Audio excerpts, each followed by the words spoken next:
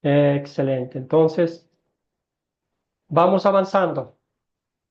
Muchísimas gracias por conectarse, por su fidelidad a la palabra de Dios, por este esfuerzo enorme que hacen de conectarse día a día, noche a noche, para estudiar la palabra de Dios. Hoy es la lección número 7. Nos queda una lección más y terminamos este curso de identificación espiritual. Hoy vamos a ver las diferencias de las denominaciones. Hemos estado hablando estas semanas. Hoy vamos a ver específicamente sobre la Iglesia Católica, Iglesia Protestante, Iglesia Luterana, las diferencias, aunque hay las muchas cosas en común, pero vamos a ver diferencias importantes de su identificación, de lo que ellos enseñan, de lo que practican, ¿no? Entonces, la lección dice otras diferencias entre la Iglesia Católica y Protestante y también, pues, obviamente, la Iglesia Luterana. Bienvenidas a cada uno de ustedes. Hoy vamos a tomar como referencia el texto bíblico de Lucas, capítulo 23, versículos 31 hasta el 49, donde nuestro Señor Jesucristo perdona los pecados de un malhechor, quien al estar cerca de su Salvador, reconoce su miseria, su pecado, confiesa su pecado y Jesucristo instantáneamente le concede el perdón absoluto y le da la salvación eterna.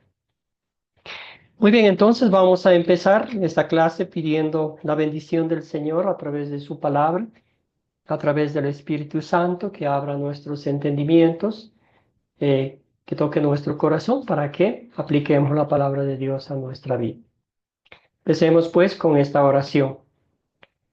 Padre Celestial, la vida perfecta y la muerte inocente de nuestro Señor y Salvador Jesucristo ganó la salvación del mundo. Tu palabra nos recuerda que somos salvos por la gracia de Dios, por la fe en Jesucristo y solo por la palabra de Dios. No nos dejes restar valor al consuelo del Evangelio, agregando requisitos a las Escrituras o haciendo promesas que la Biblia no hace. Todo esto oramos en nombre de Jesucristo, nuestro Señor. Amén. Muy bien, entonces vamos a repasar los objetivos para esta lección. Son tres. El primero, comparar la Biblia con la enseñanza de la Iglesia Católica.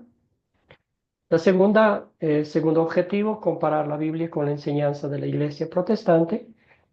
Y al fin, comparar la Biblia con lo que enseña la Iglesia Católica y la Iglesia Protestante en relación con la vida eterna. Esos van a ser los objetivos para esta noche y pedimos que el Señor nos ayude para desarrollarlos. Muy bien, entonces, la primera parte es identificar la enseñanza que la Iglesia Católica, la Iglesia Luterana y la Iglesia Protestante tienen en común. En la primera clase, o era la segunda, que hablábamos que estas tres denominaciones, la católica, Iglesia Luterana y la Iglesia Protestante o evangélica, tienen algo en común, ¿verdad? ¿Se acuerdan cuáles fueron esa enseñanza que hablábamos un poquito como un resumen? ¿Se acuerdan que hablamos de que estas tres denominaciones, estas tres ramas del cristianismo tenían cosas en común? La doctrina básica de la Biblia. ¿Cuáles eran? ¿Se acuerdan?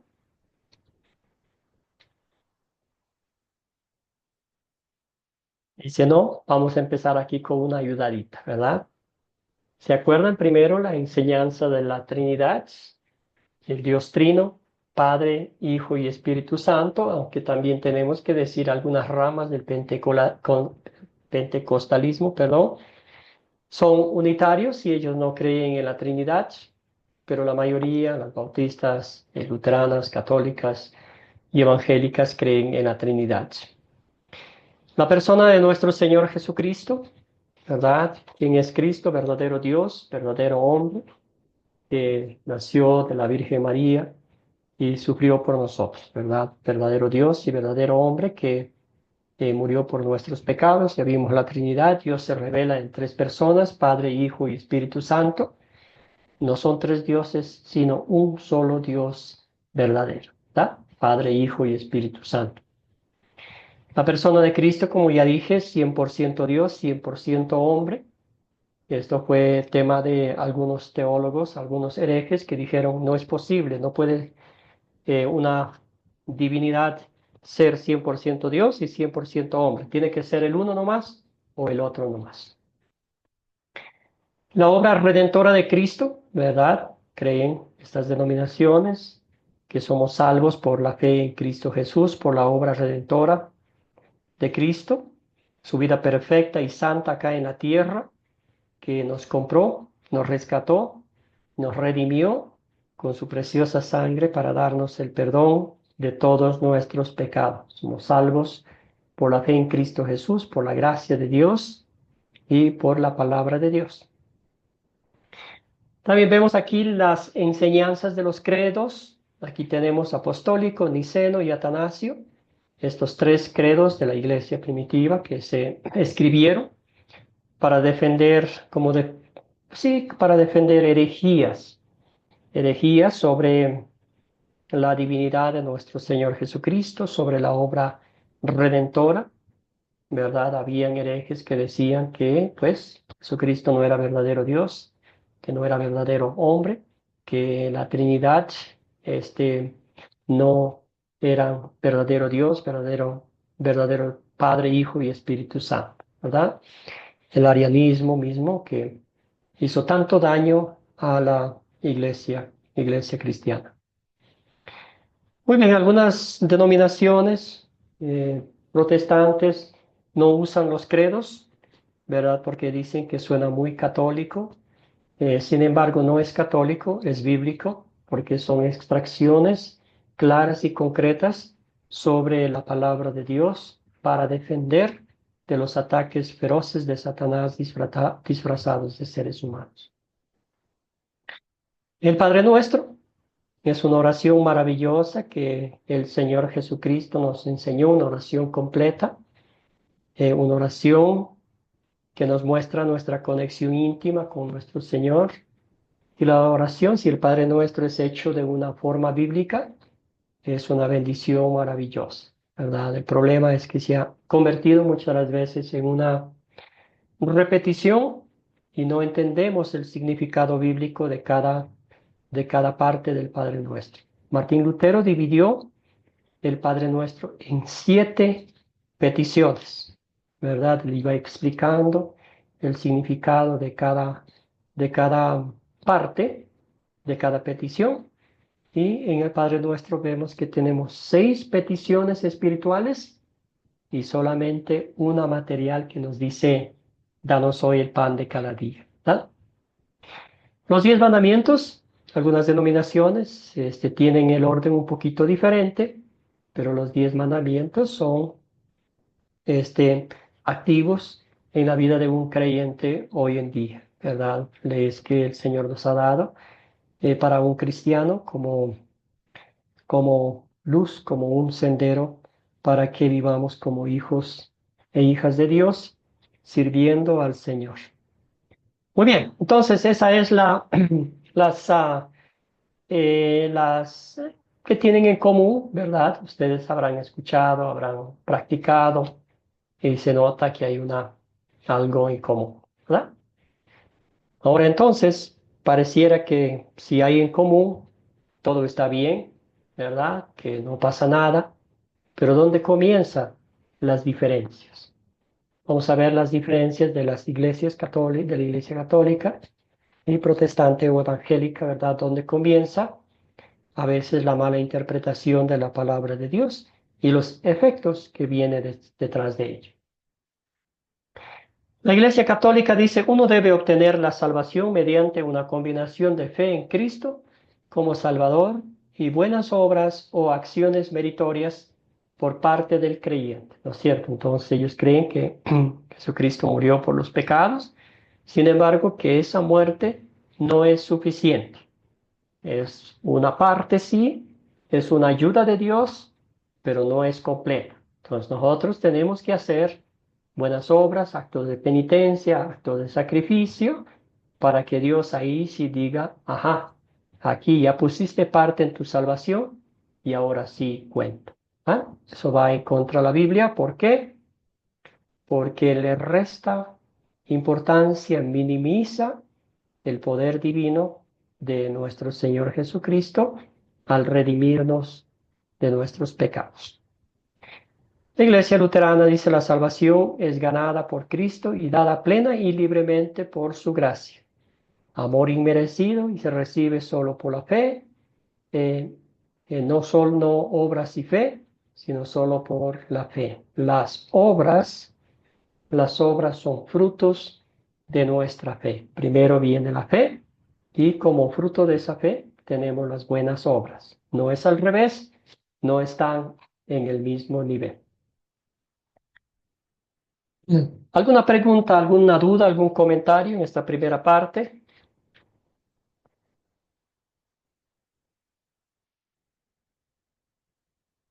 ¿Algo que desea agregar?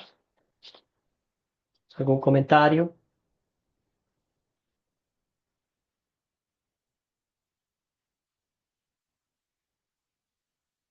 Muy bien, entonces seguimos. Seguimos. Entonces también sabemos que lo que dice Efesios, ¿verdad? Porque por gracia somos salvos, ¿verdad? Esto es mediante la fe en Cristo Jesús, no por obras, para que nadie se jacte, ¿verdad? Hermoso pasaje bíblico que resalta de principio a fin la obra redentora de Cristo. Muy bien, entonces ahora vamos a hablar un poquito sobre cuáles son las enseñanzas más conocidas de la Iglesia Católica y también a la vez vamos a pensar en cómo esas enseñanzas han interferido con la enseñanza bíblica de la Iglesia primitiva. Usted y yo tenemos seres queridos cercanos a la Iglesia Católica o hemos crecido en ese círculo, ¿verdad? ¿Cuáles son las enseñanzas más conocidas que usted ha escuchado o usted mismo ha experimentado en su niñez creciendo? Algo que puedan pensar para que podamos conversar. Querida Claudia, adelante, hermana. Bendiciones, bendiciones a todos los hermanos, bendiciones, pastor. Y yo escuché mucho de mi abuela por parte de papá, cuando era chica ella era hipercatólica y hablaba mucho del purgatorio Ujú. y el tema de todos los santitos y esas cosas que eran la locura en mi casa. Tenía estampita de todo lo que se le pudiera ocurrir a cualquier ser humano, era muy, muy común y ella era hiper religiosa porque ella sí iba a misa y no sé qué otro día en la semana participaba, así que era hiper, hiper católica. Me acuerdo de eso muy, muy fuertemente de la parte de mi abuela por los católicos. Ese es mi aporte, pastor. Gracias, querida hermana Claudia. Algo más. Ya tenemos el purgatorio. Querido Luis Felipe. El pastor, en mi época católica, que fue una época muy, muy llevada por mi madre, en esa época a uno le exigían a ir a catecismo, lo enviaban a una parroquia a escuchar la palabra, pero a veces no era mucho la enseñanza.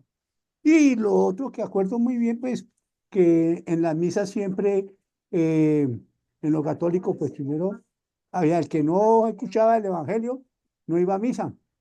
Entonces, eran una enseñanza muy corta sobre el catolicismo. Entonces, ya perdía uno mucho porque no iba sino el día que tuviera ir a un matrimonio o una misa.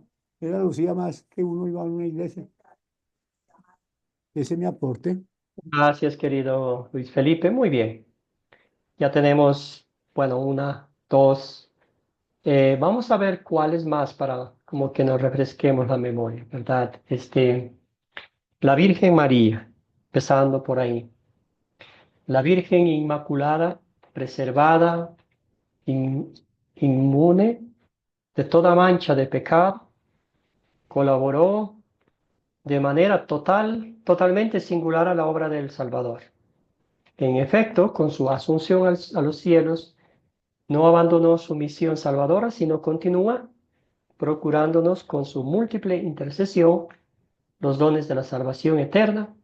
Por eso es invocada en la Iglesia con los títulos de abogada, auxiliadora, socorro, mediadora. ¿Verdad? Entonces, esos títulos que le dan, es lo primero que a uno le enseña en el catecismo, con nuestros padres. Siempre, desafortunadamente, usted y yo sabemos que en cada pueblo, en cada aldea hay una virgen, ¿verdad? Entonces, nada de eso lo encontramos en la palabra de Dios, nada de eso es bíblico, y todo lo que hace es quitar la honra, la gloria y el enfoque de nuestro Señor y Salvador Jesucristo, ¿verdad? Muy bien. Entonces, ¿qué dice la Biblia sobre la Virgen María? ¿Verdad? Primero, para entender bíblicamente, ¿verdad? Su elección para ser madre del Salvador, eso fue puro amor inmerecido de Dios, ¿verdad? Dios la escogió a ella como un medio para que llevase a cabo, ¿verdad?, la salvación del mundo entero. No la escogió por ser perfecta, por ser santa, por ser única. Vamos a decir clara y concretamente que María venía de la descendencia de Adán y Eva, como usted y yo también, ¿verdad? La primera cosa, un acto sagrado de Dios, Dios la escogió por pura gracia, por pura misericordia. Segunda cosa, concibió y dio a luz al Hijo de Dios por obra del Espíritu Santo. Aquí también ella no intervino en lo absoluto. La Virgen María es un ejemplo maravilloso de humildad. Cuando el ángel Gabriel vino a su casa, ¿verdad? Después del susto que pasó, que ella terminó con las palabras diciendo que el Señor haga como desee, aquí está su sierva. Pues claro, ¿verdad? Ese acto de humildad. Y llamó a Dios, a Jesucristo, su Salvador, ¿verdad? Si ella hubiese sido la intercesora, como enseñan, Jesucristo no se hubiera tomado la molestia de venir acá a la tierra, ¿verdad? Entonces, la Virgen María mismo miró a su Señor y Salvador. Jesucristo vio a su Hijo como el Salvador del mundo y de ella directamente, ¿verdad? Eso es lo que la Biblia nos muestra. También el Magnificat que ella expresa, ¿verdad? Es una expresión de júbilo, de gratitud a Dios, de alabanza y honra al único y verdadero Dios. Para nada es como tomando el lugar que solo le es honra para Dios, ¿verdad? Aquí tenemos un pasaje bíblico hermoso que despeja toda duda, que nos muestra, es una y muchos, especialmente en Hebreos, pero vamos a enfocarnos en ¿verdad? Clarito, concreto, en nuestro propio castellano, que podemos entenderlo muy bien. Y dice así el apóstol Pablo a Timoteo, porque hay un solo Dios y un solo mediador entre Dios y los hombres, que es Jesucristo, hombre, el cual se dio a sí mismo en rescate por todos. Entonces, ¿cuántos mediadores, cuántos abogados, cuántos intercedores hay entre Dios y los hombres? Uno solo. Y ese es Jesucristo, quien vivió una vida perfecta y santa, vivió en medio de pecadores, pero no cometió pecado alguno ni hubo engaño en su boca. Pagó el precio justo de nuestra redención, cargó sobre sus hombros nuestros delitos, nuestras iniquidades y nuestros pecados. ¿Ah? ¿Quién más pudo hacer eso? Nadie más. Muy bien, ya vimos la primera, que era la Virgen María, desafortunadamente el ser humano, especialmente de los feligreses de la Iglesia Católica, ese es el enfoque. Miran a la Virgen María como esa intercesora, como la que hace milagros, la que se comunica con Dios, y literalmente dejando a Jesucristo a un lado. ¿Tá? Otra cosa que ustedes mencionaron, el purgatorio, sí, es algo que también un dogma que se ha convertido en una enseñanza, en una doctrina, y está tan arraigada que ya ha sido escrita en los concilios de la Iglesia Católica, en los catecismos, en la enseñanza, ¿verdad? Y dicen esto: los que mueren en la gracia y en la amistad de Dios, pero imperfectamente purificados, aunque están seguros de su eterna, voy a mover esto acá, perdón, purificados, aunque están seguros de su eterna salvación, sufren después de su muerte una purificación a fin de obtener la santidad necesaria para entrar en la alegría del cielo. En otras palabras, fueron buenos cristianos aquí en la tierra, pero no fueron lo suficientemente buenos para ir directo al cielo. Algo no pasó, algo no hicieron bien, que les tocó ir al purgatorio. Ahí ya no depende de ellos, depende de sus familiares, de sus amistades, que les paguen, que le hagan indulgencias, que paguen misas, que hagan, entre otras cosas, para sacar a esa alma que está purificándose, ¿verdad? Que está pagando ahí lo que no pudo completar aquí en la tierra. Cuando usted y yo bíblicamente sabemos que cuando estamos vivos es el tiempo de gracia. Cuando estamos muertos ya no hay ninguna esperanza. El muerto, muerto está. El creyente, el alma del creyente va al cielo en la presencia de Dios Todopoderoso. El alma del incrédulo va directamente al infierno. No hay término medio, no hay purgatorio, no hay segunda oportunidad. Eso es un invento humano y va en contra de las escrituras. Muy bien, ¿cómo comenzó todo? ¿Verdad? Un papa fue quien inventó todo esto, ¿verdad? Dice, desde los primeros tiempos, la Iglesia ha honrado la memoria de los difuntos y ha ofrecido sufragios en su favor, en particular el sacrificio eucarístico, para que una vez purificados puedan llegar a la visión beatífica de Dios.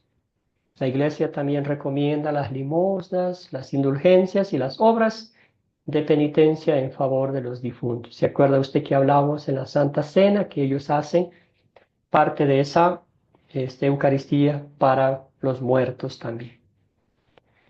Bueno, cuéntenme, hermanos, hermanas, ¿alguna pregunta, alguna duda, algún comentario? Hasta aquí, ¿alguna cosita que desean agregar? Cuéntenme.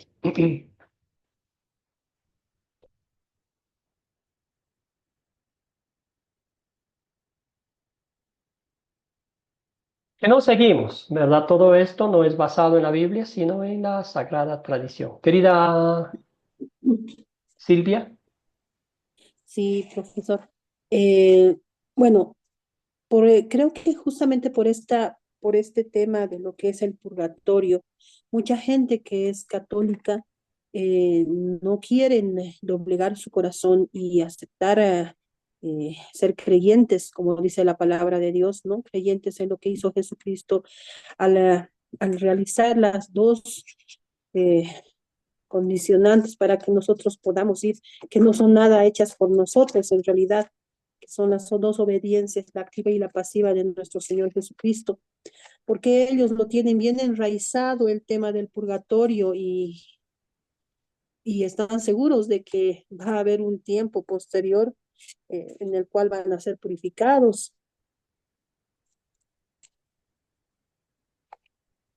Gracias, querida Silvia.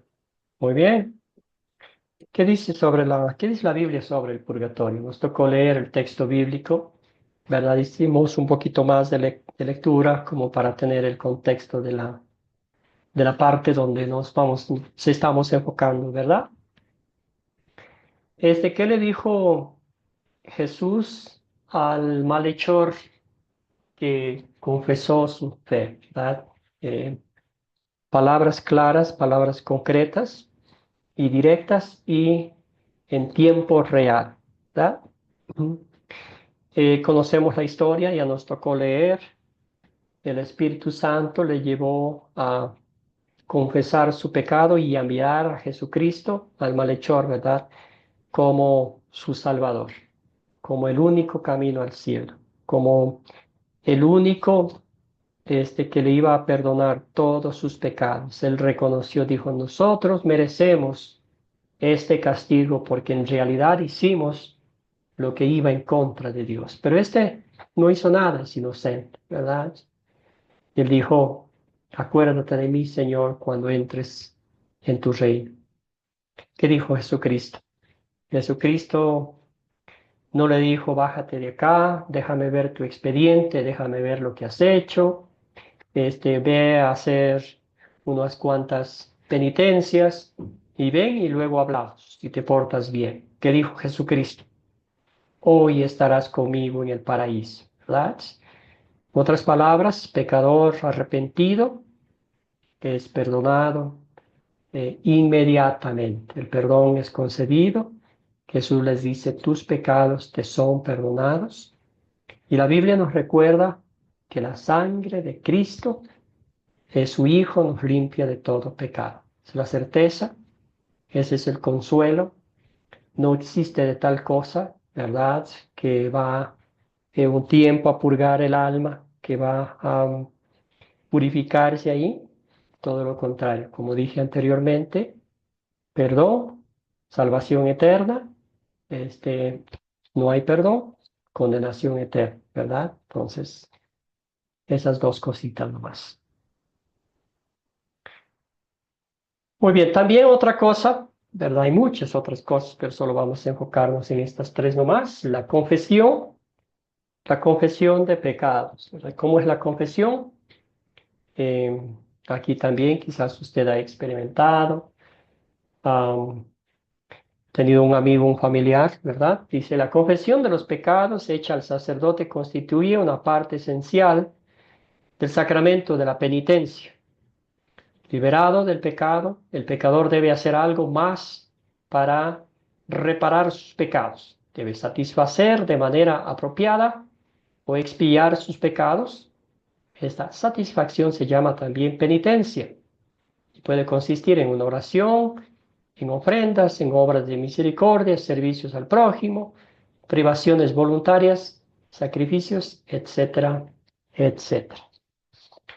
Muy bien, ¿qué está pasando aquí? ¿Qué estamos viendo en esta parte? ¿Verdad? ¿Quién está haciendo la obra para que Dios perdone los pecados? El ser humano, ¿verdad? Querida Claudia, adelante. Bueno, según ellos, claro, tenías que poner mucho de tu parte, porque esto me trajo a la memoria que mi abuela, el domingo nosotros íbamos más tarde, porque nos llevaba mi papá el día que ella iba a confesarse, porque ella ya Ujú, entraba más temprano. Entonces, cuando volvíamos, hablaba con mi papá en el camino, porque nos quedaba como a 7 cuadras la catedral. Nosotros vivimos en Buenos Aires, en el centro de San Fernando, y hay una catedral inmensa donde ella se congregaba. Y ahí le decía, sí, me dijo que diga tantos Padres Nuestros, no sé cuántos rosarios, y que haga esto, que haga lo otro, y que no vuelva a pecar o que no vuelva a cometer el mismo pecado. Siempre me acordaba de esa ujú. situación. Era muy gracioso. O sea, lo que dice según ellos es, vos tenés que poner de tu parte porque si no, esto no está completo. Y sí, cumplir seguramente alguna penitencia que obviamente como yo era chica no la escuchaba o no llegaba a mis oídos, pero sí a los de mi papá. Ese es mi aporte. Gracias, querida Claudia. Excelente. Muy bien. Sí, y eso nos ha pasado, pero yo también me acuerdo cuando era pequeño. Me acuerdo que vivía en un pueblo pequeño y ahí pues todo el mundo se conocía, ¿verdad? Y yo estaba unos 13, 14 años, ¿verdad? Y los compañeros de la escuela, compañeritos, compañeras, y todos haciendo fila para confesarnos. Y los padres eran vocalones, ¿verdad? Y no escuchaban bien y hacían que repita duro, di más duro. Y a uno qué vergüenza, ¿verdad? Y entonces, y obviamente, pues no confesaba los pecados. Entonces, después iba claro, entonces era un condicionante, ¿verdad? Si hacías esto, Dios te perdonaba tus pecados. Y si no hacías esto, Dios no te perdonaba. Entonces, ¿qué le estamos poniendo? Le estamos poniendo precio, condiciones al perdón gratuito que Jesucristo ganó en la cruz. Si para cobrar o para poner condiciones la salvación de Cristo, pues Cristo no hubiera venido, no se hubiera tomado la molestia, ¿verdad? Entonces, todo esto es antibíblico, va en contra de la palabra de Dios. Lo que hace es que la gente, este, no sé, este, se vuelva como, no sé si la palabra quepa aquí, ¿verdad? Es como esté bajo el control del sacerdote, ¿verdad? Dependiendo los pecados, si los pecados son, como ellos lo describen, mortales, las penitencias son mayores y todo eso. Entonces, eso, eso lleva una vida de incertidumbre, de inseguridad, de tristeza, de angustia, de ver a Dios como un juez que está sentado en el trono, castigando al que quiere castigar, ayudando al que quiere ayudar, pero no ven a ese Dios de la Biblia, el Dios de amor, de misericordia, justo, que no tolera el pecado, pero en su amor, en su misericordia infinita, Él envió a su Hijo para que pague nuestros pecados, para que muera en la cruz. ¿Verdad? Muy bien. Ahí está. Entonces la Biblia en la confesión, ¿qué dice la Biblia sobre la confesión? Podemos confesar nuestros pecados directamente a Dios. Amados y amadas, ese bendito privilegio tiene usted, tengo yo, por la obra redentora de nuestro Señor Jesucristo, que dice, esta es la palabra de Dios, nadie puede venir al Padre sino por mí. Jesús dice, yo soy el camino, la verdad y la vida. Por Cristo nos acercamos a Dios directamente, directamente, porque Él sabe, Él conoce nuestros corazones, sabe antes de lo que hablemos, antes de que vayamos a hablar, Él ya sabe lo que vamos a decir. Muy bien, cuando confesamos nuestros pecados, Dios fiel y justo nos perdonará por causa de Jesucristo. En agradecimiento por el perdón recibido, nos esforzamos por no volver a pecar. ¿Verdad? Esto no es mi obra, esto no es mi acción, que dice la palabra de Dios. Dios mismo es quien pone en nosotros, en el corazón del cristiano, tanto el querer como el hacer según su buena voluntad. ¿Verdad? Porque si yo quiero hacer por mis propios medios, por mi propia voluntad, nunca lo voy a hacer. Bendito sea Dios que nos ha dado su Espíritu Santo. ¿Alguna pregunta? ¿Alguna duda? Querida Claudia, adelante, hermano. Sí, yo tengo una pregunta, pastor. Puntualmente, si una persona, retirando a los curas de lo que es esto, en las iglesias protestantes, por ejemplo, yo vi mucho, por ejemplo, que decían que tenía que ir y confesar el pecado al pastor. ¿Y qué pasaba después en el medio? Yo no sé si eso corresponde, ¿eh? Le pregunto si eso corresponde o es viable que una persona tenga que ir y confesar el pecado al pastor de la iglesia donde se congrega. ¿Por qué? Obviamente que no lo hubiera hecho jamás, prefiero ir a un cura. ¿Por qué? Porque lo que se vivía era después cómo defenestraban a la persona. O sea, después eso, en vez de quedar entre el pastor, Dios y la persona y el hermano, se compartía en la iglesia, era terrible. Entonces a mí no me parecía que se manejaba bien. De hecho, yo le decía que era mejor ir a confesarse con un cura que con ellos. Pero ¿es viable esta situación? ¿Es así? ¿Nos tenemos que confesar yendo al pastor de la iglesia o esto no es necesario? Excelente pregunta, hermana querida. Bueno, vamos a empezar por la primera parte. La confesión es directa con nuestro Padre Celestial, directamente con Dios, ¿verdad? Pero si hay algo personal, algo que me está incomodando, ¿verdad? Y yo quiero hablar con alguien, y esta persona de confianza, porque supuestamente es una persona que se ha preparado como consejería, voy a ir donde el pastor. Ahora, desgraciadamente, como dice usted, el, el, el pastor, cuando algo viene a hablar con él se convierte en un consejero. Y ahí viene la parte de la ética profesional y es no me acuerdo ahorita la palabra, es confidencial.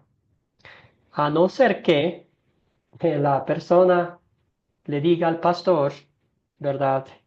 Este, pastor, recién vengo matando a alguien, ¿verdad? Entonces, en ese momento, pues el pastor sí tiene ante la ley de Dios, ante las leyes, porque obedecer las leyes, ahí primeramente va a decir lo que tú no tienes que venir acá donde mí, tienes que ir directamente a la policía, ¿verdad? Pero créame, hermana querida, que no vamos a poner confesión, la consejería pastoral, eso es algo sumamente delicado. Es algo que el pastor, si está casado, ni siquiera a su esposa va a contar, ¿verdad? Porque es una ética profesional, es algo, la dignidad de la otra persona está en juego y todo eso. Entonces, en caso de que alguien tenga alguna cosa que quiera hablar con el pastor, alguna incomodidad, algo concreto, ¿verdad? Ahí sí, pero confesar directamente los pecados a Dios. Entonces, por el mismo hecho de que ha habido tanta atropello a la dignidad de la persona y como bien dice Claudia, esas confesiones privadas en esa angustia de escuchar al líder espiritual que nos dé la ley de Dios con todo su rigor y nos consuele con el dulce evangelio, ha sido material para la prédica del domingo del pastor. Él dijo que no iba a decir nadie a nada, pero salió diciendo con nombre y apellido y las cosas que hizo.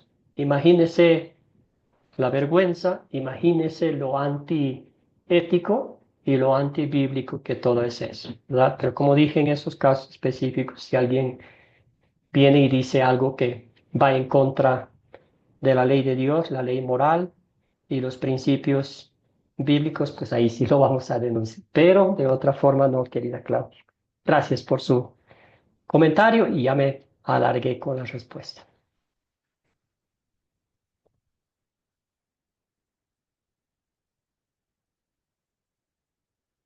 Bueno, seguimos entonces. Vamos a hablar un poquito de las otras diferencias, de las otras iglesias protestantes, evangélicas, ¿verdad? Porque estamos en ese estudio de conocer lo básico, por lo menos, para entender un poquito de lo que enseña, ¿verdad? Y al fin vamos a ver cómo esas enseñanzas definitivamente nos alejan de las escrituras de la iglesia primitiva, ¿verdad? Algunas iglesias protestantes exigen lo que la Biblia no exige y prometen lo que la Biblia no promete. ¿Cuáles serían algunos ejemplos de esa práctica? Cuéntenme, hermanos, alguna cosita que exigen lo que la Biblia no exige y prometen lo que la Biblia no promete. Algunos ejemplos.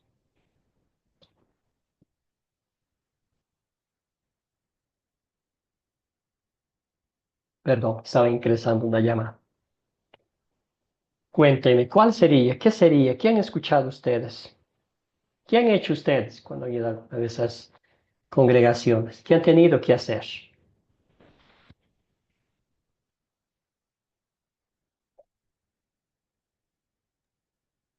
Bueno, sumo un poquito entonces. Por Por ahí favor, alguien sí. más se anima. Y rompa el hielo, Eh, hermano. el tema, por ejemplo, mucho del diezmo con esa manipulación de, no sé, da 10.000 que Dios te va a dar 20.000, ese tipo de mentiras. Eh, Dios bendice al dador alegre, como cuando en realidad la Biblia no dice eso.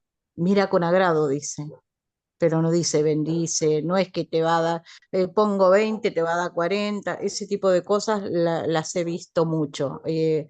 Promesas de prosperidad, manipulaciones totalmente emocionales, terribles, terribles. Ese es mi aporte, pastor. Gracias, querida Claudia. Muy bien. ¿Alguien más?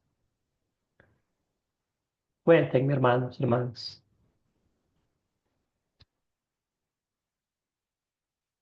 ¿Alguna experiencia personal? Querido Néstor, adelante. Buenas noches.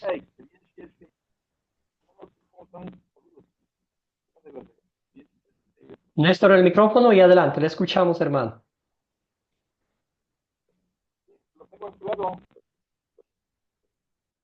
Néstor,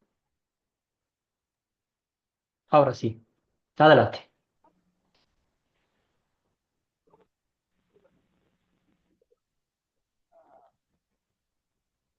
Le vemos, Néstor, pero no le escuchamos.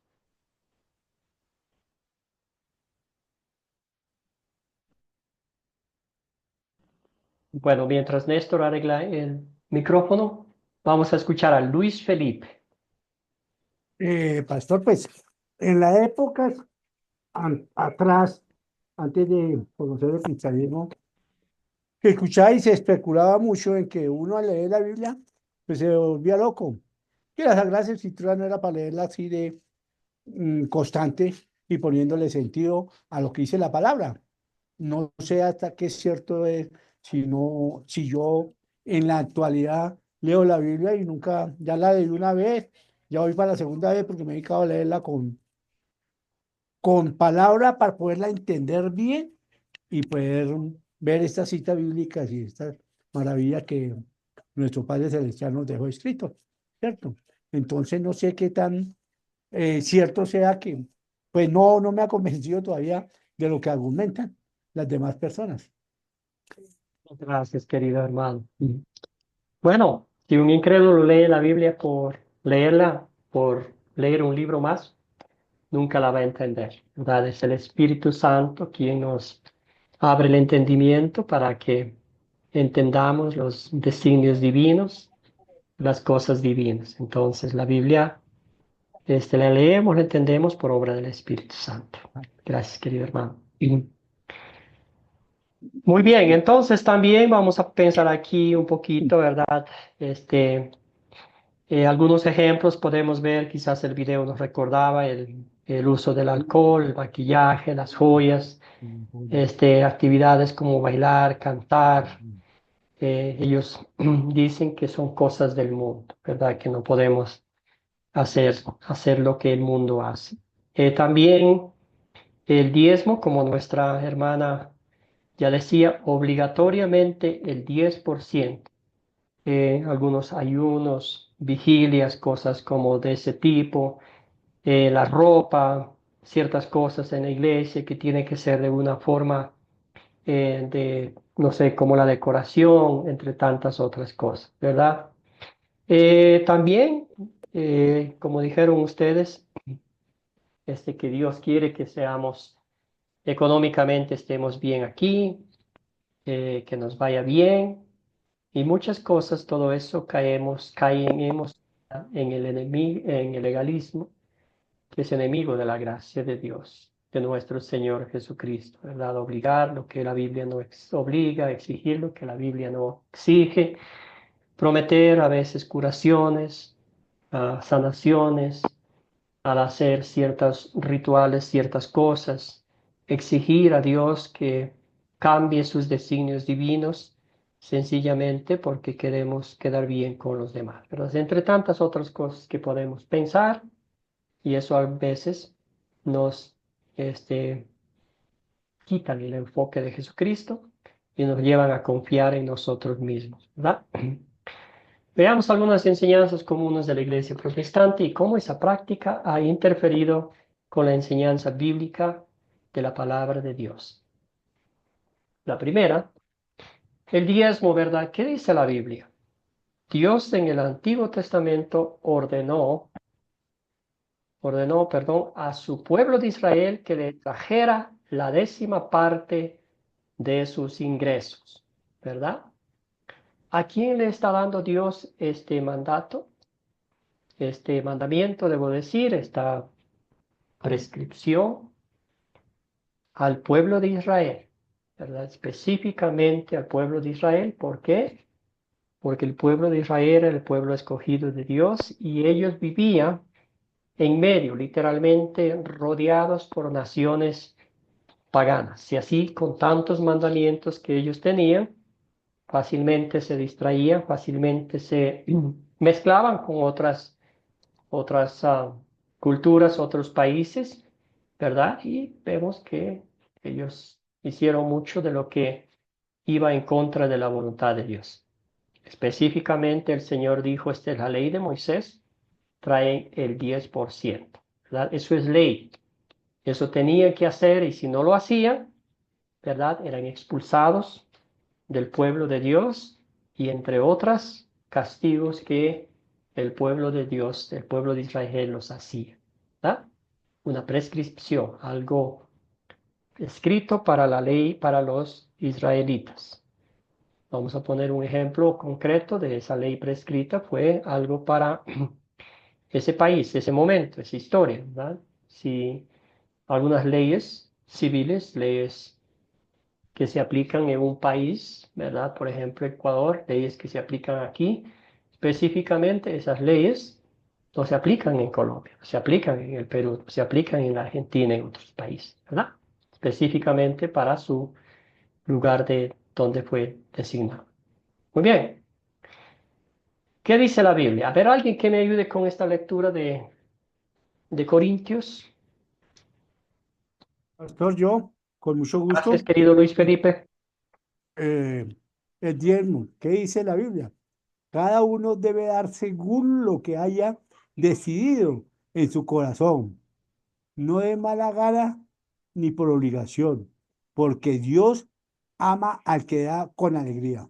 Amén. 2 de Corintios 9:7. Gracias, gracias, hermano. Muy bien, cada uno debe dar según lo que haya decidido en su corazón, ¿verdad? No por mala gana ni por obligación. Entonces, cuando a mí me obligan a dar, ¿verdad? Ya no doy de gozo, ya doy por obligación, ¿verdad? Entonces, si el Señor me muestra su misericordia, mi amor, su amor por mí, su salvación, su misericordia, su paciencia infinita por mí, ¿verdad?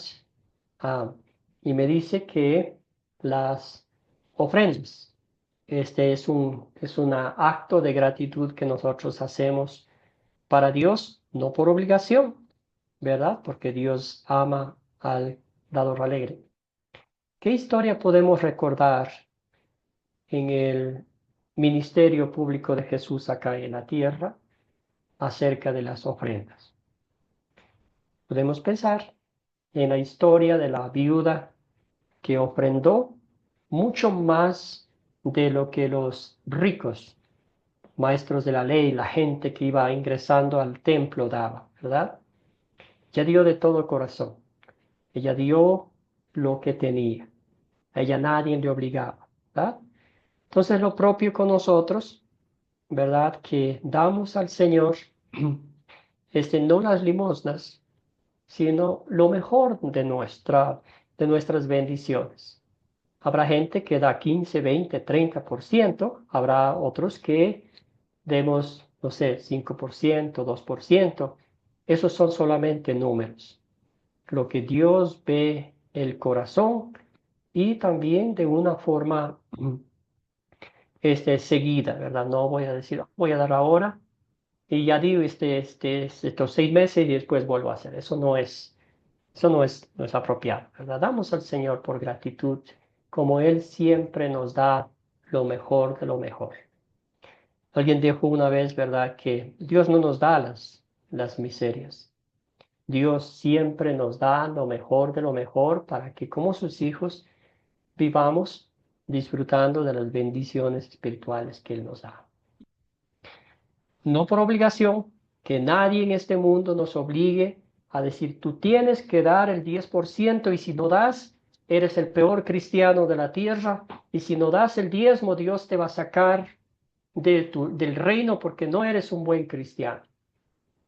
Todo eso es reglas del ser humano. Todo eso es controlar a las personas usando el nombre de Dios para, pues, atemorizar, para obligar, para forzar a hacer algo que Dios no nos dice que hagamos, ¿verdad? Dios no necesita nuestra plata. Dios ve nuestro corazón. Imagínese usted que hay una familia que está luchando, perdido su trabajo, situaciones difíciles en la vida, y está en una iglesia legalista donde le exigen el 10%. Hay gente que yo he escuchado que dejan de comer por darle a Dios, por darle a la iglesia, ¿verdad? Desgraciadamente tenemos que decir esto. Y el beneficiado es el pastor, porque él está bien, él come bien, él duerme bien, inclusive maneja su buen carro, pero la pobre gente está dejando que sus niños coman, está dejando de comprar algo que esos niños necesitan, su familia necesita, por dar el diezmo. El Señor que dice, con esa plata que me vas a dar, compra comida. Sé un padre como yo quiero que sea, ¿verdad? Cositas como sentido común en las cosas de Dios. Las iglesias protestantes sobre el diezmo, ¿verdad? Ellos dicen esto, Dios, pues, como soberano del universo, se reservó para sí el diezmo y lo estableció como acuerdo. Traed todos los diezmos al alfolí. Ahí está la cita bíblica que usa. El deber es deber y debe cumplirse por esa misma razón.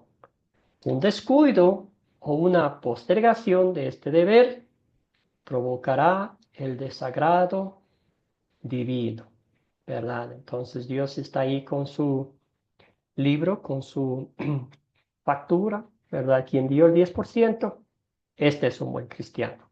Este otro no dio, no es un buen cristiano.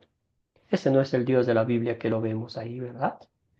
Ese no es el Dios que envió a su Hijo para morir por nuestros pecados. Este es un Dios que el mundo lo ha inventado, lo ha usado para que, pues, tener control de los demás. ¿Qué dice la Biblia, la Iglesia Luterana, la Academia de Cristo? Dios nos ha dado un consejo general por medio de su apóstol, 1 Corintios 16:2, el planear nuestras ofrendas en proporción a nuestros ingresos. Aquí, ¿verdad? En la vida nosotros hacemos presupuestos para todo lo que vamos a gastar en este mes, lo que vamos a hacer, todo esto. Y no hay ningún inconveniente como hacer un presupuesto, decir esto es para el Señor. Y me acuerdo cuando me casé con mi esposa, ella tenía ese lindo hábito, ¿verdad? De hacer los cheques. Allá en Estados Unidos se usaba cheques, ¿verdad? Entonces ella hacía 4 cheques dependiendo del mes y había unos meses que tenían 5 cheques, ¿verdad? Hablábamos de cuánto el Señor nos había bendecido, hablamos de cuánto vamos a dar y ella hacía ese cheque y ya tenía todo listo, ¿verdad? Porque créame, hermano querido y hermana en Cristo, si dejamos para el último momento, créeme que solo van a sobrar las moneditas nomás y ahí ya se convierte en dar las limosnas, lo que sobra. Eso tampoco pues está bien, dar al Señor porque hay en nuestro corazón de gratitud por todas las bendiciones que Él nos da. Como dice aquí, de una forma proporcional nuestros ingresos. Tenemos la libertad para escoger el porcentaje. Eso nadie nos obliga, ¿verdad? Reconocer que nuestro dinero pertenece a Dios, pasajes bíblicos, y gratitud por nuestra salvación nos dan buenos motivos para ofrendar con alegría y generosidad, pero jamás que alguien nos obligue a dar el 10%. Todo es un fruto de fe, con alegría, con gozo, mirando las bendiciones que el Señor nos da. Y esas ofrendas serán agradables al Señor, ¿verdad? ¿Alguna pregunta, alguna duda en esta parte sobre el diezmo, sobre todo esto? ¿Tiene sentido lo que estamos hablando? Esa motivación espiritual por la gracia, por la fe, por el amor que Dios nos tiene.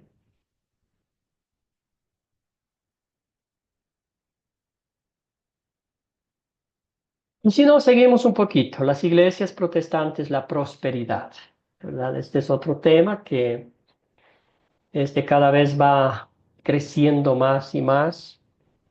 Llega un momento en que le dicen a la gente, ¿verdad? Estás en la situación como estás porque no das. Claudia hacía una referencia a eso, ¿verdad? Si das un 20%, un 30%, Dios te va a triplicar, te va a dar esto, ¿verdad? Todo eso es el enfoque en lo natural, en lo material, en lo terrenal, en lo vivir bien en este mundo, pero se nos olvida que de la vida espiritual. El alma está vacía, el alma está sedienta y no lo hemos dado nada. Querida Miguel, adelante.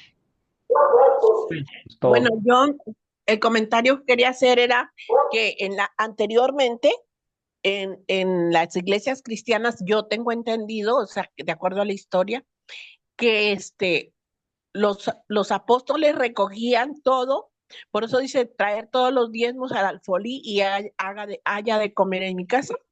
Era, era como, por ejemplo, que toda la gente llevaba su dinero. Ya ve que está también lo de Zafira, o cómo, de los que se Sí, murieron sí, por no llevar la pareja, ajá. la Sí. pareja, ajá. Entonces se supone que, que ahí hicieron ellos mentira, le mintieron al Espíritu Santo, a Dios, le mintieron en cuanto al porcentaje de dinero que llevaron, que no lo llevaron. Pero en realidad ahí era porque todo estaba en comunión, ¿no? Lo que llevaban lo repartían para todos y el que tenía menos, pues se le ayudaba. Yo tengo entendido que así era, por eso era el diezmo. Pero en la actualidad, pues si puede uno dar más del diezmo o lo que el Señor nos ponga en nuestro corazón es lo correcto. Bueno, eso es mi aportación. Gracias, querida Miguel. Excelente ese ejemplo bíblico, ¿verdad? Y como bien dice usted, a ellos nadie les obligaba, ¿verdad? De voluntad propia y al ver la necesidad de todos los hermanos y hermanas, vendían sus propiedades, vendían lo que tenían para ayudar a los demás, ¿verdad?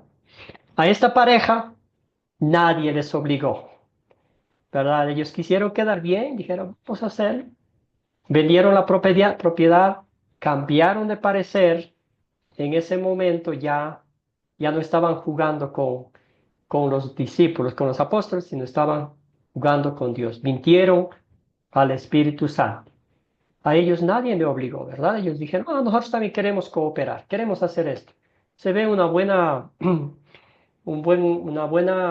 aporte que hacen todos, una buena cosa que hacen, ¿verdad? Y nosotros también vamos a hacer, pero no lo hicieron de corazón y las consecuencias fueron letales. Gracias, querida Miguelina, perdón.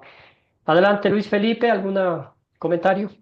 Pues yo el comentario que tengo, pastor, es que sobre el diezmo, pues a mí me gusta diezmar. No diezmo el 10% de mi sueldo, por decir algo. Pero yo tengo un pacto con Dios que le doy cierta cantidad de dinero en los 4 domingos que voy a la iglesia. Y también pues ofrendo cuando hay la necesidad de la gente que lo necesita. Porque dice, según la Sagrada Escritura y según de los pastores y las predica, que la mejor ofrenda es la que hace uno a la gente necesitada. No sé qué tan cierto sea. Usted puede sacar de esa duda, por favor, gracias. Sí, bueno, sí, sí, tiene sentido, pero como dijo Jesús mismo, gente necesitada en este mundo, desgraciadamente, siempre, siempre va a haber. Y si le seguimos dando, pues nunca va a terminar, ¿verdad? Pero si le damos el alimento espiritual, lo que nuestra alma necesita, quizás nos van a rechazar, va a decir, lo que yo quiero es plata, yo quiero comer. Pero en ese sentido podemos hacer las dos cosas, ¿verdad? Pero más es importante el alma nuestra, ¿verdad? Pero bien, bien, hermano, que el Señor le siga bendiciendo y como dice la Biblia, hacerlo de corazón. No importa la cantidad, Dios ve el corazón de un creyente. Querida Miguelina, adelante.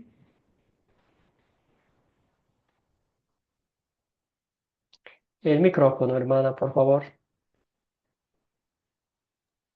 Perdón, pastor, yo creo se quedó la mano levantada, pero no, yo, Ya, muchas hermana gracias. querida, muchas gracias. Entonces, vamos aquí con las iglesias protestantes sobre la prosperidad, ¿verdad? Eso es lo que dicen. Y un pasaje bíblico que ellos usan de Santiago, usan, ¿verdad? Dice, la palabra de Dios, nos hacen la pregunta, la palabra de Dios nos dice cómo podemos tener éxito en todas las cosas y tener salud. Absolutamente. Un alma que prospera es lo que hace que todas las demás áreas de tu vida prosperen también. Desde la sanidad de un cáncer hasta la provisión de trabajos mejor pagados, ¿verdad? Entonces, ¿qué están diciendo aquí?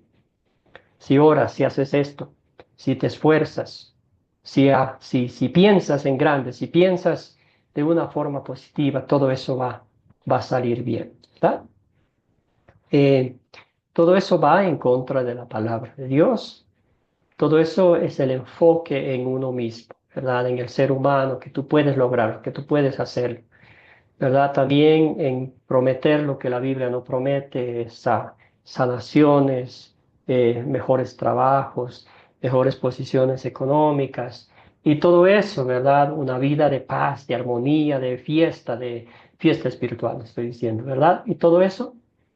Y cuando las personas cristianos de verdad no lo consiguen, se frustran porque empiezan a, a ver esa diferencia entre los buenos creyentes, los que viven bien, los que tienen esa comunión íntima con Dios, los que han recibido de todo, y los otros que no, ¿verdad? Eso produce creyentes frustrados, creyentes que arrogantes de la otra parte y gente que ven a Dios como ese Dios que injusto, ese Dios que no los quiere, que no los ve, no los mira, ¿verdad? Pues aquí también podemos pensar un poquito en quizás a veces hablar en lenguas, ¿verdad? Que dicen, para que seas un buen cristiano, la exigencia es hablar en lenguas. Y si no hablas en lenguas,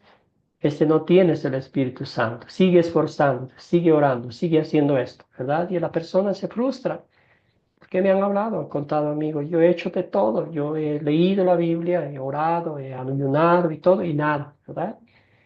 Y pues la conversación de uno es esta, mejor dice, pues, mejor tú estás bien, ¿verdad? No hay necesidad de demostrar al mundo lo que el Espíritu Santo ha hecho en tu vida. Muy bien. ¿Qué dice la Biblia sobre la prosperidad? ¿Alguien que me ayude con este texto bíblico, por favor? De Timoteo 6:6 al 9. Pastor, Querido voy Luis yo. Felipe, gracias, por favor. Prosperidad que dice la Biblia, pero gran ganancia es la prosperidad acompañada de acontecimiento, porque nada hemos traído a este mundo y sin duda nada podremos sacar.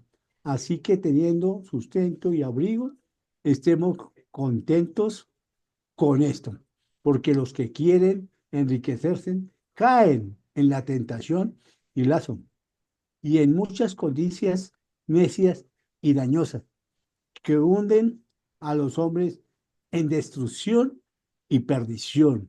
Una de Timoteo 6, 6 al 9. Gracias, querido hermano. Entonces aquí, pero gran ganancia es la piedad. La piedad. Muy bien. Entonces ahí está. ¿Qué nos está diciendo el Señor? El contentamiento espiritual. No nos falta nada, ¿verdad? Lo más importante, la riqueza más grande, el tesoro más maravilloso que Dios nos ha dado es el perdón de nuestros pecados. Es la fe plantada en nuestros corazones para mirar, ver a Dios con ojos de fe, ese Dios lleno de gracia que nos provee todo lo que nuestra alma necesita. Y si de pronto, y si de pronto se nos olvida las bendiciones de Dios, el Señor Jesucristo nos recuerda en Mateo capítulo 6, donde nos dice, ¿verdad? ¿Por qué se preocupa? Que usa una hermosa analogía de la naturaleza. Dice, miren los pájaros, ¿verdad? No trabajan y no se van a dormir con hambre. Miren los lirios del campo, ¿verdad? Están muy lindos y mañana se secan. Dice, ni siquiera Salomón se ha vestido como ellos. Y nos hace la pregunta el Señor y nos dice, ¿ustedes no valen mucho más que esos pajaritos, que las flores del campo? Y el Señor dice, hombres de poca fe. Entonces dice, al final, ¿verdad? ¿De qué sirve preocuparse? ¿Por qué se preocupan? ¿Con qué comerán? ¿Con qué se vestirán? ¿Verdad? Dice, ¿no hacen eso los incrédulos? ¿Verdad?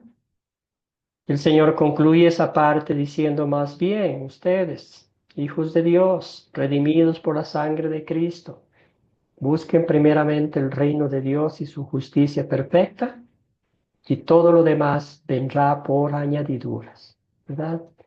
El Señor conoce a los suyos, no nos deja en miseria, no nos deja que padezcamos, suframos más de lo que podemos soportar. Muy bien, ya para seguir avanzando un poquito, ¿cómo ordenar o prometer lo que la Biblia no promete daña la fe de los creyentes? Y pues vamos a ver aquí, es pecaminoso. Jesús lo condenó en Mateo 15, 9 al 6 nos dice, ¿verdad? Al hablaba a los fariseos, si ese pueblo me alaba con los labios, de los labios para afuera, pero su corazón está lejos de mí. Más se enfocan en, en las reglas, en las leyes hechos por humanos, ¿verdad? Pone el enfoque en nuestras propias obras en lugar de en Cristo Jesús, en su obra redentora. Podemos hacerlo, podemos lograrlo. Si nos esforzamos más, si oramos, si hacemos estas vigilias, estas penitencias, si hacemos estos sacrificios, podemos lograr, podemos cambiar esta situación adversa.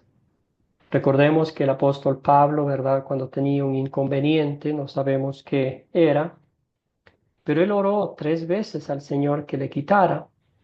Era un inconveniente que estaba causando mucha molestia en el apóstol Pablo. ¿Y saben cuál fue la respuesta del Señor? El Señor dijo, no, te basta con mi gracia, mi poder se perfecciona en la debilidad. El apóstol Pablo entendió muy bien y después dijo, ¿verdad? Él decía que cuando este, sus sufrimientos, las persecuciones, todo lo que él pasaba, él decía que cuando más débil, cuando más débil humanamente es, más fuerte él se siente porque era el poder de Dios que estaba actuando en su vida, ya no su fuerza humana, ¿verdad? Todo esto crea falsas expectativas que pueden llevar a la desesperación, como dije anteriormente, creyentes de dos o tres tipos de creyentes, los que viven bien, los que han recibido esas bendiciones según ellos. Mientras dan, más reciben, ¿verdad? Los otros creyentes marginados, según creyentes de segunda o tercera categoría, o los creyentes que pues llega un momento en que se incomodan con Dios al no recibir lo que la gente del mundo les ha ofrecido, ¿verdad?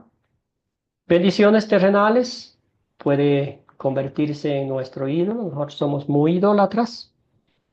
Quizás usted y yo vamos a decir, yo no amo, me postro ante una estatua y lo alabo, pero sí hay muchos ídolos que tenemos. Por ejemplo, el teléfono, cuánto tiempo pasamos en el teléfono, las redes sociales, entre otras cosas que se convierten en ídolos. Un ídolo es todo lo que nos quita el tiempo de Dios. Disminuye el problema del pecado, ¿verdad? Esto nos hace pensar que si nos esforzamos más podemos nosotros mismos arreglar el pecado. Y esa es una gran mentira, porque en la mañana usé una analogía, ¿verdad? Si usted coloca o encuentra un animal muerto, lo pone en un paquete de regalo, ¿verdad? Se mira por afuera bonito, pero no cambia lo que está dentro. Así lo eche perfume, lo eche lo que quiera, pero sigue siendo esa pestilencia, esta mortecina, ¿verdad? Entonces, lo mismo con el pecado. Nada de lo que el ser humano lo adorne, lo perfume, pues sigue siendo pecado. El único que puede eliminar, erradicar el pecado es nuestro Señor Jesucristo. Y si lo dejamos al lado, a Él, pues imagínense la vida de un miserable pecador. Muy bien, entonces hasta aquí hemos hablado de estos temas que se notan mucho, se ve mucho en las iglesias evangélicas, este, protestantes, ¿verdad? El enfoque está en el ser humano y tanto nos enfocamos en el ser humano que ya poco a poco va perdiendo el interés en la obra redentora de Cristo. Otro tema también que es de mucha conversación y pues no nos va a dar tiempo de poder conversar de esto, ¿verdad? Es el regreso de Cristo, que dice la Biblia, ¿verdad? Cuando la Biblia habla del regreso de Cristo, siempre habla de su venida, no de sus venidas, ¿verdad? Algunos enseñan, algunas denominaciones, que habrá dos o tres venidas. Cristo vendrá, ¿verdad? Y se los llevará de forma invisible, de forma secreta, si se podría decir, a los que son suyos, ¿verdad? Eso lo llaman el rapto. Otros dicen que vendrá Jesús a reinar 1000 años aquí en esta tierra y luego vendrá el fin del mundo, ¿verdad? Pero el Señor Jesús en la Biblia habla de su segunda venida, que vendrá con poder y gloria para juzgar a los vivos y a los muertos. También la Biblia nos recuerda que su reino no es de este mundo, que ese es un reino espiritual. Jesucristo ya está reinando en el corazón del creyente, ¿verdad? Él es nuestro verdadero rey que reina este mundo, ¿verdad? Un reino espiritual. Como dijo Jesús a la samaritana, llegará el día en que pues los verdaderos adoradores le adorarán en espíritu y en verdad.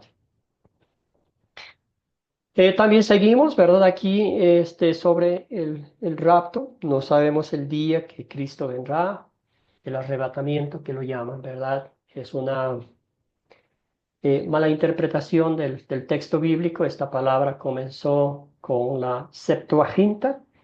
Allí apareció por primera vez esta palabra y de ahí se hizo una doctrina y hoy pues ya es enseñada en muchas iglesias protestantes, ¿verdad? ¿Cómo comenzó todo eso, verdad? Aquí el contexto bíblico es que ah, el apóstol Pablo fundó la congregación de Tesalónica y se fue.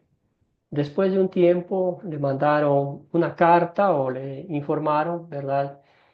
Diciéndole que ellos estaban preocupados, querían saber, porque decían, esta era la preocupación de ellos, decían, ¿qué pasa si un creyente murió antes de que Cristo venga. ¿Qué pasa con ellos, verdad? ¿Van a resucitar el día del juicio final o qué pasa con ellos? Y a ellos el apóstol Pablo les dijo, ¿verdad? El creyente, su esperanza no es como las que no tienen consuelo, ¿verdad? Entonces le dice, si ellos murieron creyendo en Cristo Jesús como su Salvador, él dice, ténganlo por seguro que resucitarán el día del juicio final, ¿verdad? Por eso Él les dice, ¿verdad? A nosotros nos recuerda porque Cristo vive, nosotros también viviremos. Entonces a ellos les escribió esta carta para explicarles específicamente lo que estaba pasando. Este es un fragmento de la carta de apóstol Pablo a los tesalonicenses y dice lo siguiente. El Señor mismo descenderá del cielo con voz de mando, con voz de arcángel y con trompeta de Dios, y los muertos en Cristo resucitarán primero. Luego nosotros, los que aún vivamos y hayamos quedado, seremos arrebatados, seremos llevados, si se puede decir, juntamente con ellos en las nubes, para recibir en el aire al Señor, y así estaremos con Él, con el Señor para siempre, con el Señor siempre, perdón. Muy bien, entonces, lo que el apóstol Pablo está hablando aquí es de la resurrección de entre los muertos, ¿verdad? Cuando Cristo venga, el día del juicio final, Él separará a los creyentes de los incrédulos. El creyente se unirá, ¿verdad? La alma del creyente se unirá a su cuerpo y recibirá de Dios la sentencia del juez supremo. Bien, vengan a mí, benditos de mi Padre, ¿verdad? Lo propio dirá a los incrédulos, se unirá su cuerpo a su alma y recibirán la sentencia de Dios. Malditos vayan al fuego eterno preparado para el diablo y sus ejércitos. Entonces es lo que está hablando aquí el apóstol Pablo, ¿verdad? A los tesalonicenses, explicándolos que los muertos resucitarán con Cristo, que han creído en Él como su Salvador. Muy bien. Es algo que, ¿verdad? No, como digo, no vamos a profundizar aquí en esta clase, las iglesias protestantes sobre el regreso de Cristo. Dice, el rapto es el levantamiento de la iglesia previo al periodo de tribulación que vendrá sobre aquellos que no aceptaron al Señor como su Salvador. De repente la chica que estaba sirviendo desaparece delante de sus propios ojos, dejando atrás solamente su vestido, zapatos y un anillo, ¿verdad? Muy bien, los pasajes bíblicos que leímos de Tesalonicenses, hay en Mateo, hay en Primera de Timoteo, también sobre cómo será la venida de Cristo, la segunda venida de Cristo. Todo el mundo lo sabrá. El Evangelio de Mateo nos muestra una descripción de lo que será el día del juicio final. Antes de que Cristo venga, ¿verdad? Nos muestra una imagen devastadora, el mar, la tierra, todo se destruirá, ¿verdad? Y de ahí vendrá el juicio final. Entonces, todo eso, la Biblia nos llama, nos muestra claramente, Dios no hace las cosas en secreto, ¿verdad? No es que de pronto viene y se lo lleva a alguien porque quiere llevárselo así.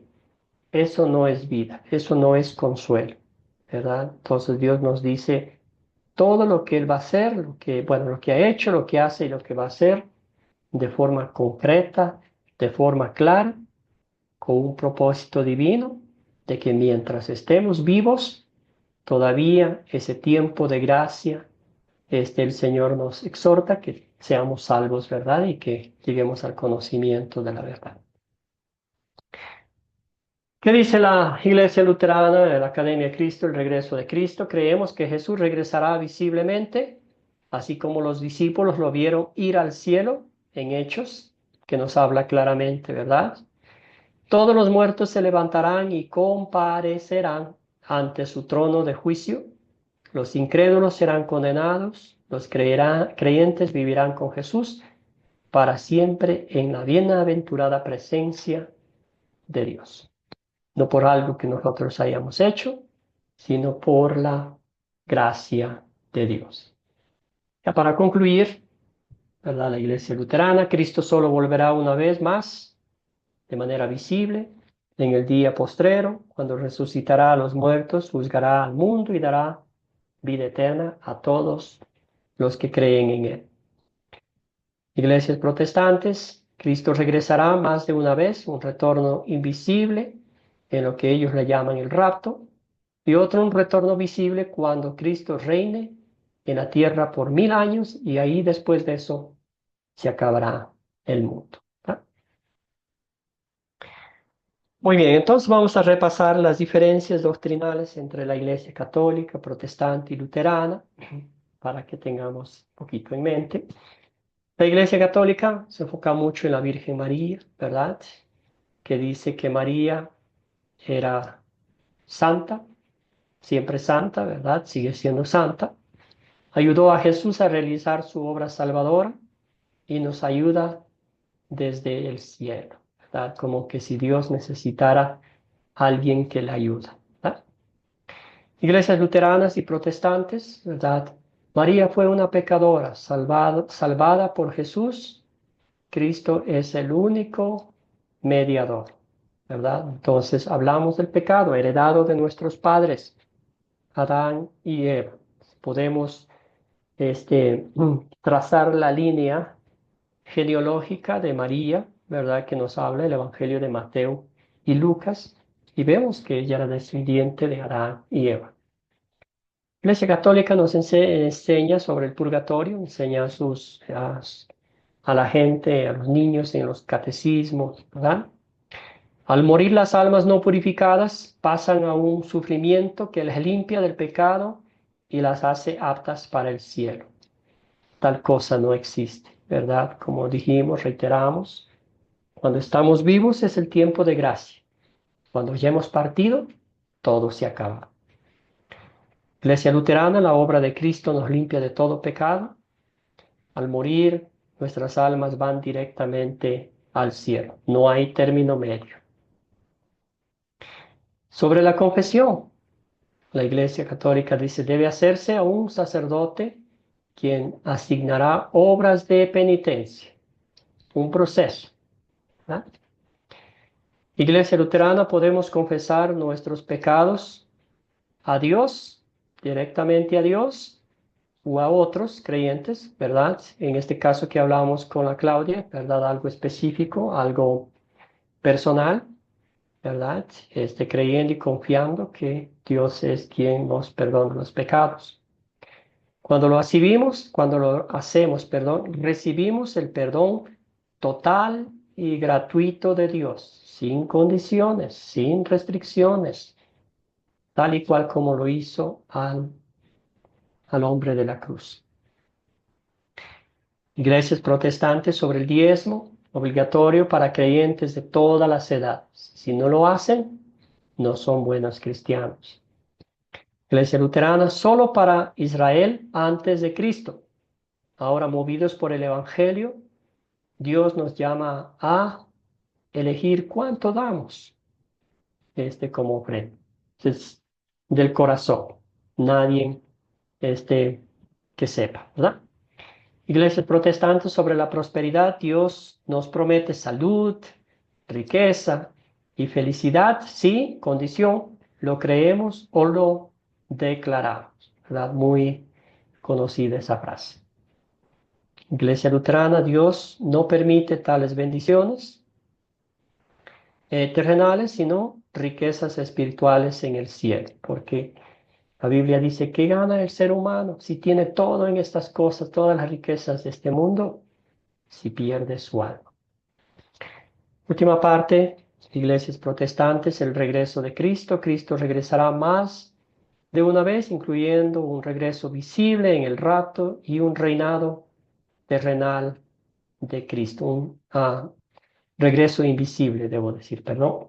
Iglesia luterana, Cristo volverá solo una vez más en gloria visible el día postrero para resucitar a los muertos y darnos vida eterna. Entonces ahí ha sido Este es más como por información, para que entendamos un poquito de lo que otras denominaciones creen y así en el amor de Cristo poderles llevar a la palabra de Dios, y el Espíritu Santo es quien ha hecho, hace y seguirá haciendo la obra redentora en nuestra vida.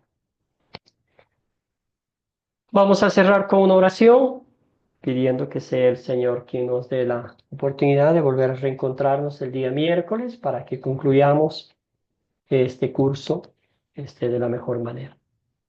Oremos, hermanos. Bendito Dios, te damos infinitas gracias por enseñarnos tu palabra, tal y cual como nos dejaste, Señor y Salvador Jesucristo. Que nadie, Señor, ponga reglas a tu palabra, que nadie nos exija lo que la Biblia no exige, que nadie nos prometa lo que la Biblia no promete. Bendito Dios, tu salvación ha sido ganada de principio a fin por la obra redentora de Cristo. La sangre de Cristo nos limpia de todo pecado. Señor, y tú a través de tu palabra nos recuerdas que nuestra fe, que nuestra justificación, santificación, perdón y salvación eterna ya han sido pagadas y han sido redimidas en la cruz del Calvario, y no con cualquier cosa, no con oro ni con plata, sino con tu preciosa y bendita sangre derramada en la cruz del Calvario. Señor, llévanos a los pies de Cristo, a confesar nuestras iniquidades y a regocijarnos en el perdón absoluto que tú nos otorgas. Ese perdón lleno de gracia, ese perdón incondicional, esa gracia infinita que nos muestras, tal como lo hiciste con el malhechor que estaba colgado a tu lado, Señor Jesucristo. Qué alegría habrá sentido esa alma, el gozo de saber que estará en el cielo contigo. Padre eterno, esa es la esperanza, esa es la certeza, esa es la alegría que cada uno de nosotros tenemos al saber que somos tus hijos redimidos por tu sangre, declarados justos e inocentes ante tu presencia. Bendice a cada uno de mis hermanos y hermanas, concédeles una reparadora noche y nos veremos el día miércoles para continuar estudiando tu palabra. Todo esto pedimos en tu nombre. Amén.